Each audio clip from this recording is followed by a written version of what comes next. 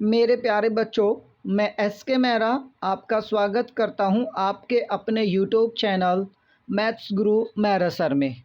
और आज की हमारी ये प्रॉफिट एंड लॉस पर लगातार तीसरी क्लास है और हम आज चर्चा करेंगे कुछ टॉपिक के बारे में। और जो शेष चैप्टर रह जाएगा वो बाकी नेक्स्ट वीडियो में रहेगा। और आज के जो सेशन है ये बहुत ही महत्वपूर्ण होने वाला है। आप वीडियो को स्किप ना करके पूरा देखें और अंत तक ज़रूर देखें। क्वेश्चन दिया हुआ है, एक व्यक्ति 10 रुपये में 11 संतरे खरीद कर, ध्यान देंगे, एक व्यक्ति, इसमें कंफ्यूज बहुत होते हैं। आज हम इसकी कंफ्यूजन दूर करेंगे कि एक व्यक्ति 10 रुपये में 11 संतरे खरीद कर 11 रुपये में 10 संतरे बेच देता है। व्यक्ति को हुआ लाभ या हानि प्रतिशत ज्ञात कीजिए। व्यक्ति को कितने प्रतिशत लाभ अथवा कितने प्रतिशत हानि होगी ये बताना है। देखो, खरीद कर दिया हुआ है 10 रुपये में 11 संतरे खरीद कर, इसका मतलब क्या रहेगा? ये रहेगा आपका कॉस्ट प्राइस। कितना? 10 रुपये में 11, अर्थात आप क्या कह सकते हैं इसे?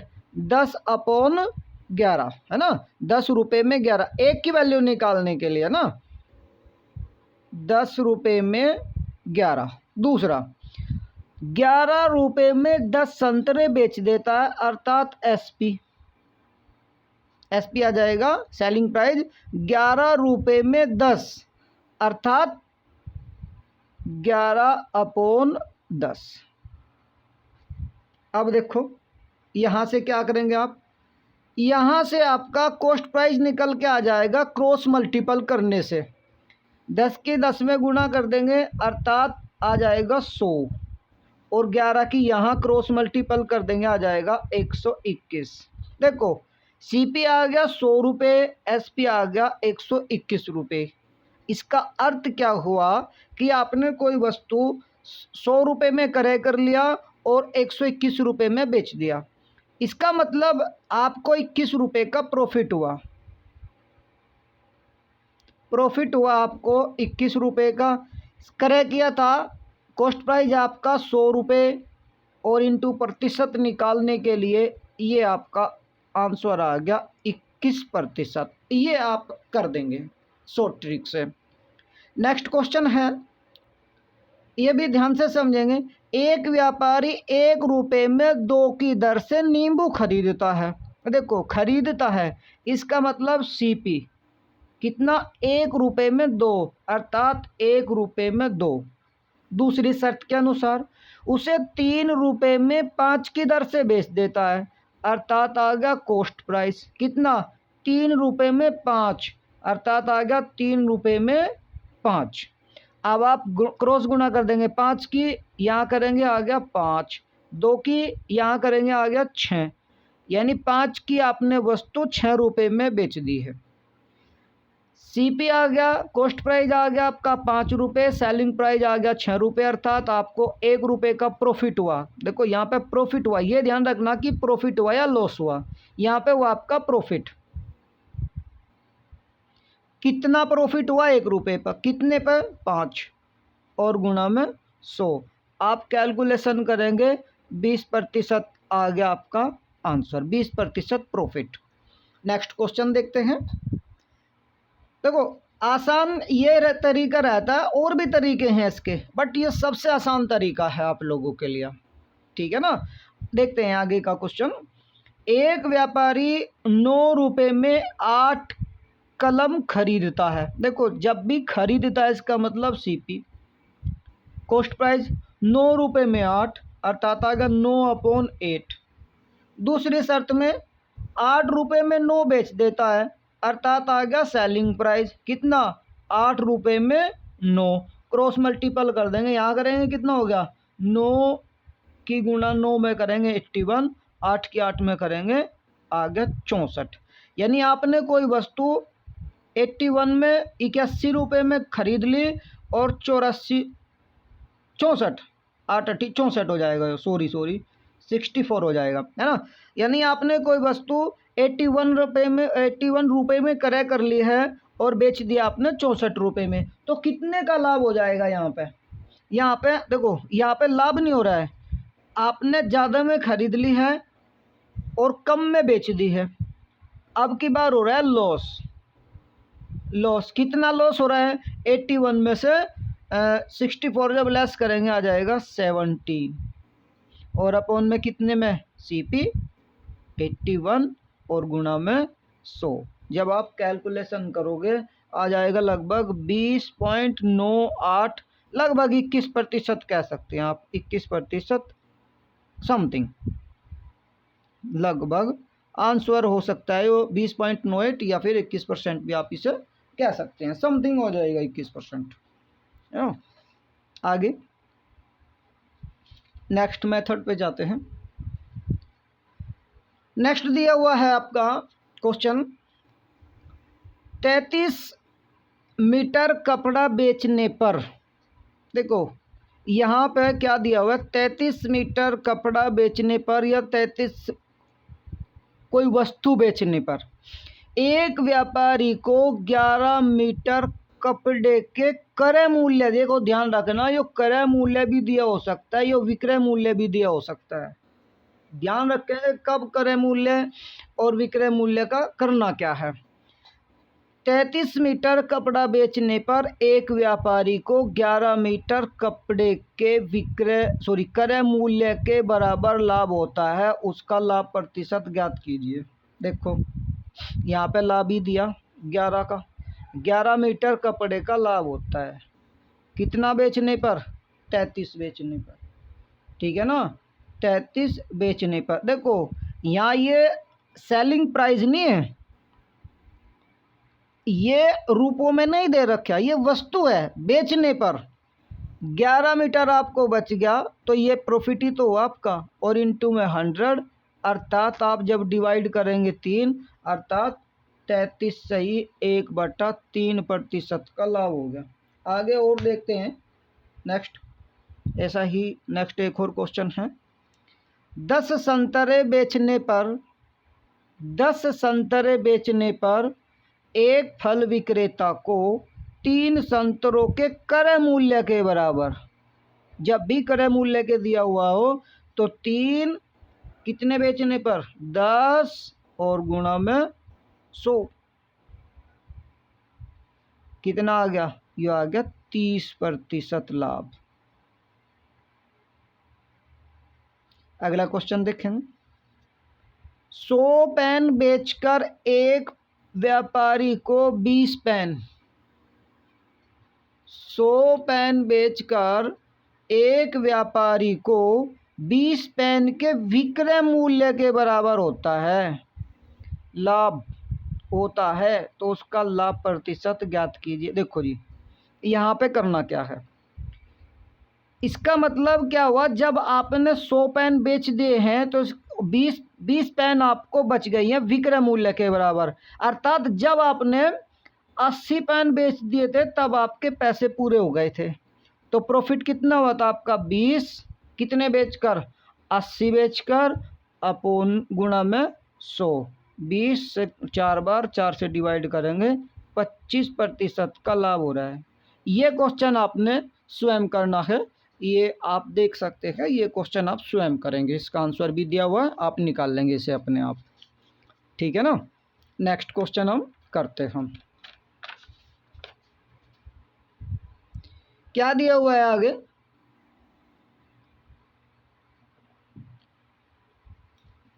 दिया हुआ है एक व्यापारी अपनी वस्तुओं पर 20% अधिक अंकित करता है। आप इसका स्क्रीनशॉट ले सकते हैं।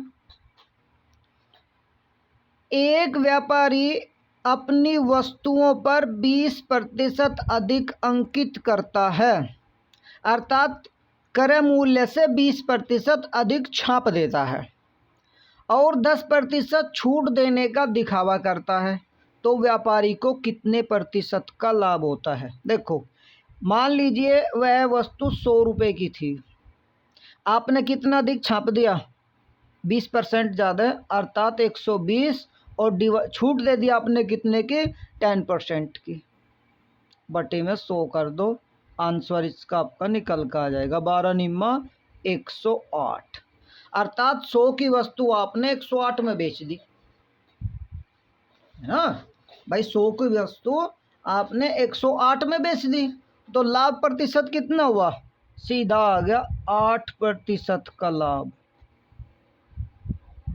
ये आप क्वेश्चन को कर देंगे। नेक्स्ट क्वेश्चन, क्वेश्चन दिया हुआ है कि एक व्यापारी अपनी वस्तुओं पर क्रय मूल्य से 40% अधिक अंकित करता है। सीपी मान लेंगे 100 और एमआरपी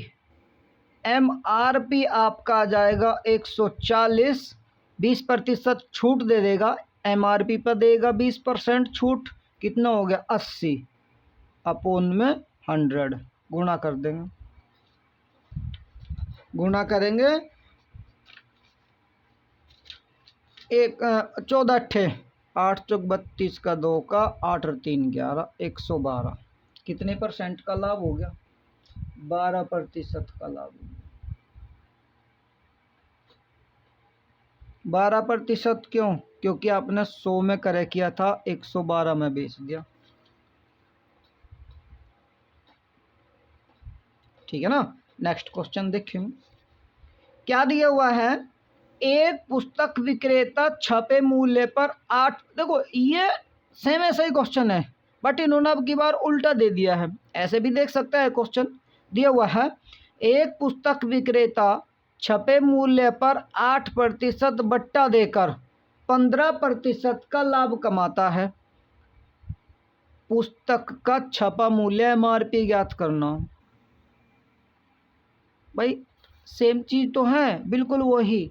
क्या दिया हुआ है, अब की बार आपका लाभ परसेंट दे दिया 15%, अर्थात सीपी आपकी रही होगी 100 और कॉस्ट प्राइस सेलिंग प्राइस रहा होगा आपका कितना, 15% का लाभ होता है तो आपका 115। डिस्काउंट दिया आपने कितना, 8%, तो 8% देने के बाद कितना हो गया आपका, यानी 115 अपॉन, भाई 8% डिस्काउंट देने के बाद सेलिंग प्राइस तो रहा होगा ना वो कितना, 115 अपॉन छूट देने के बाद कितना हो गया आपका 92 और गुणा में 100, है ना भाई। 8% जब आप छूट दे दोगे तो कितना हो जाएगा, वो 92 ही हो जाएगा ना, 100 में से डिस्काउंट दे देंगे आप, ठीक, तो कितना हो गया आपका, डिवाइड कर लेंगे, कितना आ जाएगा 125 रुपीज़। 23 से डिवाइड करेंगे 4 बार, 23 से डिवाइड करेंगे कितनी बार, 5 बार, और 4 से डिवाइड करेंगे 25 बार, 25 की मल्टीपल करेंगे 125 आ जाएगा, 25 मल्टीपल 5 में। नेक्स्ट दिया हुआ है, क्या दिया हुआ है, नेक्स्ट क्वेश्चन देख लेते हैं। एक व्यापारी ने 1200 रुपये में 20 कुर्सी खरीदी। अब देखो एक कुर्सी का यदि हम सेलिंग कॉस्ट प्राइस निकालें तो कैसे निकल जाएगा, 1200 अपॉन में 20, भाई 1200 रुपये में 20 खरीदी, इसका मतलब यही तो हुआ कि प्रत्येक का यदि हम निकाल लें 1200 अपॉन में 20 अर्थात 60 रुपये की एक प्रति कुर्सी, 60 रुपये, 60 रुपये प्रति, 60 रुपये प्रति कुर्सी, ठीक है ना। अच्छा अब वो कह रहा कि 4 कुर्सी के क्रय मूल्य के बराबर लाभ कमा लेता है। इसका मतलब क्या हुआ कि आपने 1200 रुपये में 20 कुर्सी खरीदी थी और 1200 रुपये में आपने 16 कुर्सी बेचकर अपने पैसे पूरे कर लिए, है ना भाई 20 कुर्सी आपने खरीदी, 4 कुर्सी के क्रय मूल्य के बराबर लाभ कमा लिया। इसका मतलब 1200 रुपये में आपने 16 जो है ना वे बेच दी, तो प्रत्येक का मूल्य निकल कर आ जाएगा, ठीक है ना। तो 4 चौक 16 और 4 तिया 12, 300 और 4 से होगा 75, अर्थात 75 रुपये प्रति कुर्सी। ठीक है ना, 75 रुपये प्रति कुर्सी तो आपने बेच दी। खरीदी कितने की दी आपने? 60 रुपये प्रति कुर्सी, है ना भाई। 60 रुपये पर कुर्सी आपने किराए कर ली और 75 रुपये पर कुर्सी आपने बेच दी। ठीक है ना। नेक्स्ट क्वेश्चन दिया हुआ है आपका, ए ने एक घड़ी बी को 25% लाभ पर, ए ने एक घड़ी बी को 25% लाभ पर, बी ने सी को 20% लाभ पर, सी ने डी को 10% लाभ पर बेच दी। यदि डी ने उसे 330 रुपये में खरीदा तो ए ने उसे कितने में खरीदा होगा? बहुत बड़ी बात नहीं है, मान लीजिए उसे x रुपये में खरीदा होगा ए ने। ठीक है ना, ए ने x रुपये में खरीदा होगा, तो आप कह सकते हैं कि x इंटू ए ने बी को बेचा 25% लाभ, अर्थात 125 अपोन में 100, यो पहले वाले व्यक्ति का होगा। दूसरे ने अर्थात बी ने सी को बेचा 20% लाभ, कह सकते हैं 120 अपोन 100, यानी इसने तो 100 की वस्तु 125 में बेच दी, इसने 100 की वस्तु 120 में बेच दी। और तीसरे वाले ने क्या किया? सी ने डी को 10% लाभ, अर्थात 110 अपोन 100 और इक्वल में किसके? 330। भाई लास्ट वाले ने 330 चुकाए हैं, कैलकुलेशन कर देंगे। 1 0 से 1 0 डिवाइड होगी, इस 0 से या 0 डिवाइड होगी। अब आप 11 से डिवाइड करेंगे, 11 से कट गया 30 बार, है ना। अब वो डिवाइड कर लेंगे, 3 से डिवाइड कर लो, 3 से डिवाइड हो गया 4 बार और 3 से डिवाइड हो गया 10 बार। अब 25 से डिवाइड करेंगे, 25 पंजे 125 और 25 चौका 100, इस 4 से यो 4 डिवाइड हो गया और इससे यो डिवाइड हो गया 20 बार, और कुछ नहीं। यहाँ पे 20 और वहाँ पे 10, अर्थात जब क्रॉस मल्टीपल हो जाएगी x इक्वल आ गया 200 रुपये। ठीक है ना, तो ए ने उसे 200 रुपये में क्रय किया होगा। नेक्स्ट सेम है, क्या है? राम ने एक साइकिल शाम को 20% लाभ पर, अर्थात इसने x रुपये में क्रय किया होगा, 20% लाभ पर बेच दिया, अर्थात 120 अपोन 100 इंटू। दूसरे वाले ने मोहन ने 10% हानि पर, अर्थात 90 रुपये, हानि है तो आप 90 अर्थात घटा देंगे। 10% हानि पर मोहन ने राकेश को 25% लाभ पर, अर्थात 125 बटे में 100 और बराबर किसके? 810 के, 810। ये आप इसकी कैलकुलेशन कर लेंगे। ठीक है ना, जैसे ही आप इसकी कैलकुलेशन करते हैं तो 600 रुपये इसका आंसर आ जाता है। अर्थात राम ने खरीदा था उसे कितने में? 600 में। राम ने जो खरीदा था उसका सीपी जो है कितना है? 600 रुपये। ये आप यहाँ से कर लेंगे। आगे देखते हैं, दिया हुआ है आगे बहुत महत्वपूर्ण क्वेश्चन है। किसी वस्तु पर 2 क्रमागत बट्टे लगते हैं, 2 क्रमागत बट्टे 10% और 20% दिए जाते हैं। एक ही क्रमागत बट्टा या एक ही समतुल्य बट्टा बताना क्या है? डिस्काउंट बोलते हैं बट्टे को। बट्टे को क्या बोलते हैं? छूट बोल देते हैं, डिस्काउंट बोल देते हैं। अब इसने क्या किया है, यहाँ आप 2 तरीके से क्वेश्चन सॉल्व कर सकते हैं। एक तो सूत्र के द्वारा, सूत्र इसका होता है x plus y minus x y upon में 100 और इसका प्रतिशत, ये होता है। यदि सूत्र के रूप में आप करना चाहें तो ये कर सकते हैं, और ये सूत्र कई बार परीक्षा में पूछा भी गया है। आप कह सकते हैं x प्लस y और एक्स वाई अपोन में 100, कह सकते हैं 10 प्लस 20 माइनस 10 गुणा 20 बटे में 100। अब 30 में से गए 2, कितने बच गए? 28% आपका आ गया आंसर। एक ही समतुल्य बट्टा रहेगा 28%। या दूसरे तरीके से हम कैसे कर सकते हैं, देखते हैं। 10% बट्टा दिया हुआ है तो आप कर देंगे 90 बटे में 100 गुणा। दूसरा बट्टा कितना दिया हुआ है? 20%, तो कर देंगे 80 बटे में 100 और गुणा में 100। ये तो डिवाइड हो ही जाएगा, 2 जीरो से 2 जीरो डिवाइड होगी। 8 की गुणा 9 में करेंगे, आ जाएगा 72, 8 9 72। अर्थात ये कितना कम आ गया 100 से? 100 में से लेस कर देंगे, आ जाएगा 28%। ये आप कर सकते हैं। यहाँ से आपको बेनिफिट क्या रहेगा? यहाँ से रहेगा यदि 3 बट्टे या 4 बट्टे दिए हुए हैं तो आप इस तरीके से कर सकते हैं। ये केवल 2 बट्टों में कार्य आता है, 2 का निकालना पड़ेगा। यदि 3 का दिया, पहले 2 का निकालेंगे, उसके बाद तीसरे को शामिल करेंगे। 3 के में हम यहाँ यूज करेंगे इसको।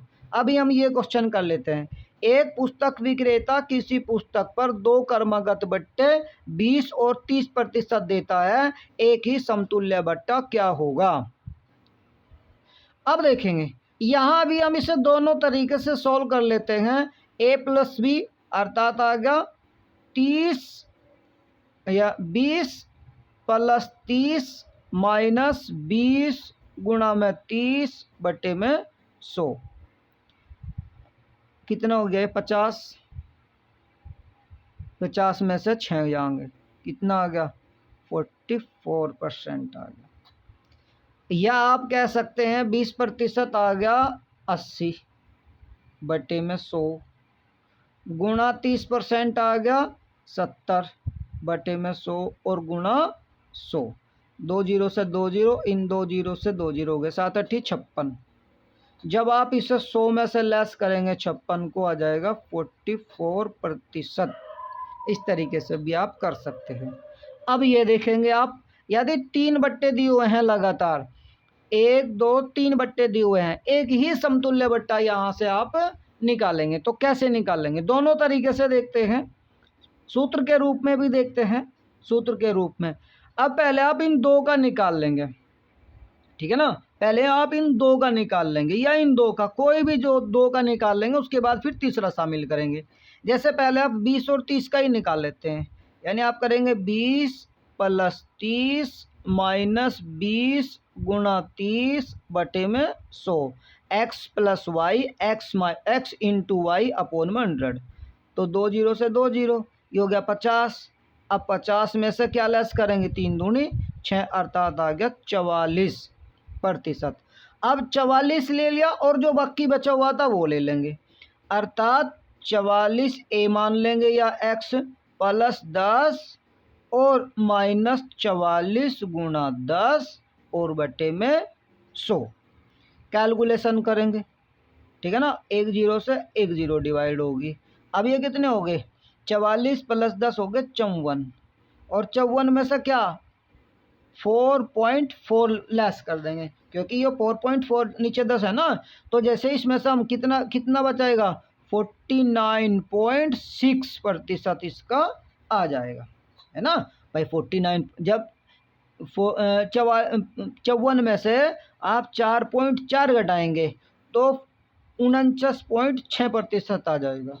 या फिर यहाँ आप कर सकते हैं एक साथ, जैसे 30% बट्टा दिया हुआ है तो 70 अपोन में 100 गुणा 20% दिया हुआ 80 बटे में 100, उसके बाद गुणा 10 दिया हुआ है तो कर देंगे 90 बटे में 100 और गुणा में 100 आ जाएगा। 2 जीरो से 2 जीरो डिवाइड हो गई, 1 2 डिवाइड हो गई और इससे ये डिवाइड हो गई, अर्थात 8 गुणा 7 गुणा 9, 7 गुणा 8 गुणा 9, 7 8 56 और गुणा 9 और बटे में 10। अब फिर दोबारा गुणा करेंगे हम, 9 छिक 54 का 4 का रिमाइंडर के बच गए 5, 9 पंजे 45 और 5 50, क्या आ गया 50 पॉइंट, क्योंकि 10 भी तो है ना नीचे, 50.4। जैसे ही आप इसे 100 में से लेस करेंगे 50.4, ये आंसर मत दे देना, 100 में से घटाने के बाद ही आंसर आता है इसका।